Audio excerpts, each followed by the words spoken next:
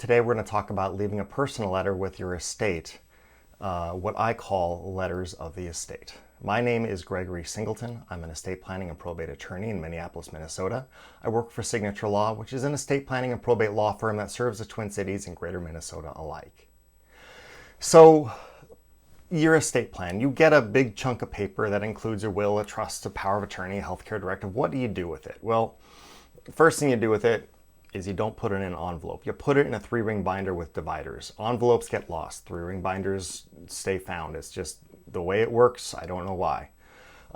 In this, you're going to have a divider for each section of your estate plan. It'll be a divider for your will, amendments to your will, the addendum to your will, the trust, amendments to the trust, your healthcare directive, power of attorney, letters of the estate, contact information, digital asset information, etc. So there's enough that you'll have quite a few dividers in your binder.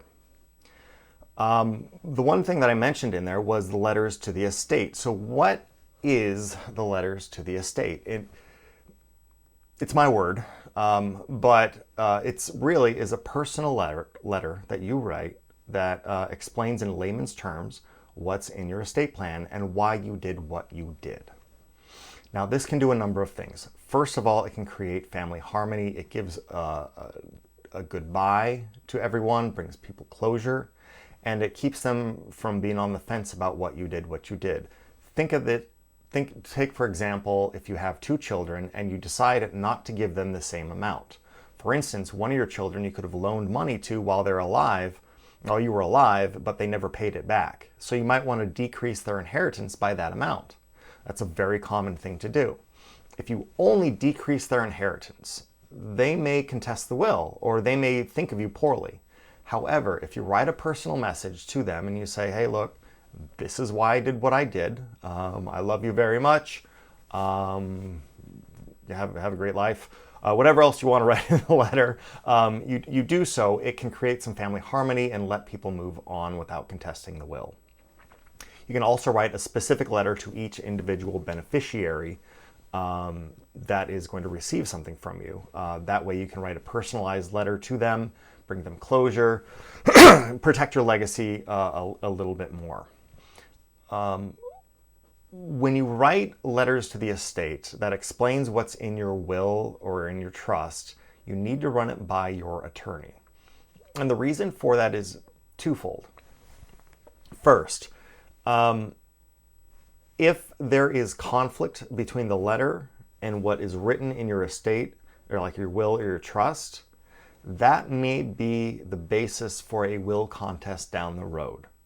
Your attorney will best understand what's in the will and what's in the trust and be able to read through the legalese and make sure that there's something comports between your will and your trust and the letter. Second of all, if there is a conflict between the two, what you wrote in layman's terms and what your attorney wrote, you need to have your attorney change what they wrote to match what you wrote in your letter. This is your estate plan. The estate needs to match what you want. So it's a good check on how you want your estate to be done. The final thing you want to include in the letter is a disclaimer that says if there is a conflict between this letter and my estate plan, the estate plan controls. Make sure to date the letter so that if you change your will down the road and you forget to update the letter, then that discrepancy will be shown and it'll say, yeah, I changed my will after I drafted that letter, so therefore the will is going to control. The will control anyways, but it's better to be safe than sorry. One thing that you can do that's just kind of slick, which I highly recommend, and I do for my daughter, is you write multiple letters to your children. You write them such that they will be opened on specific milestones of their life, such as their graduation from high school, from college, their marriage, their first child, etc. And you write a personal letter to them saying, I love you, here's what you're going through, it's great, congratulations, and write a personalized letter to them. That can mean a lot down the road to your family. And remember, estate planning is about your legacy. It's not just about giving out your stuff. So how you are remembered is the key to your legacy. One option, and I'm going to start with a disclaimer. I've never done this. I've considered it a possibility. I've never needed to do something like this, But it's an idea, and I think it's kind of slick.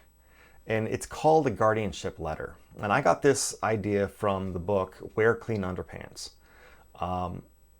If you have, let's say you have a child, and in your will you designate that the guardian will be your friend Charlie and not your sister Susan.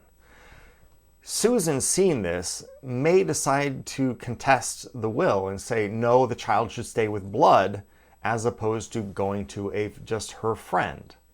Now, you may have a very valid reason for not going to Susan. Susan may have a gambling problem, and you may not want your child to be raised by Susan.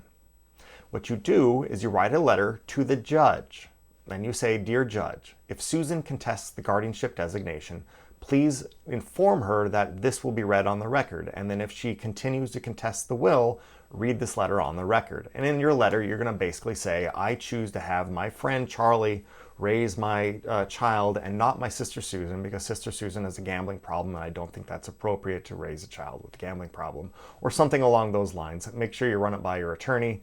You don't have to worry about defamation because you're dead. But it can be incentive for Susan to not challenge the guardianship designation. And it may incentivize the judge to honor your desires and your wishes for your guardianship designation.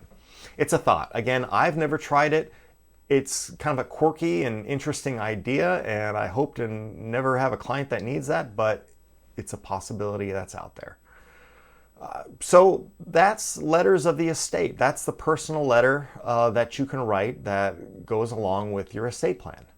I hope this video has been helpful to you. It's not been a highly technical video, but hopefully you got something out of it. If you liked what you saw in today's video, please feel free to like and subscribe below. It sure helps support the channel. If you have any questions, leave them in the comments below. I'll try to get to them. And otherwise, until next time, this is Gregory Singleton with Signature Law.